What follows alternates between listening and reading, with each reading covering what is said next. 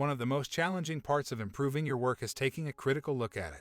But it's worth it. The more you reflect on your work, the more likely it is that you'll be able to improve and excel. Reflection is crucial to doing your best work, but most people don't have the time or space to do it. It takes a certain willingness to do the needful and face the unpleasantness. We live in a world of abundance and opportunity, but we're sometimes still fearful of stepping out of our comfort zones. The number one thing that holds us back from our aspirations is the fear of failure. We don't know what's on the other side, so we remain in the space we know. That should not be the case. We should take time to learn and improve to become better at everything that we do. The only way to get better at anything is by effort. This doesn't just mean doing the work, but it also means finding a space to learn, whether you can make that time or find the right resources. Understanding the emotions that fuel your decisions can help you connect with yourself and your loved ones. While some emotions are fleeting, others can be more persistent, such as anger, resentment, and regret. These negative emotions can be blocking your path to a healthy and happy life. Emotional intelligence measures how adept you are at connecting with others, managing relationships, and responding to situations under pressure.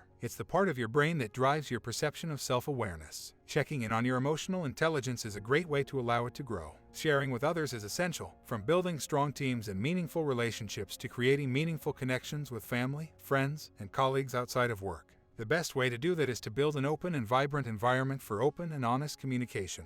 Not all relationships are meant to be 10 over 10. Some relationships would not pan out the way you want them to. The critical thing is to highlight the areas to improve on your end. It is not an easy task in any way, but it is undoubtedly feasible.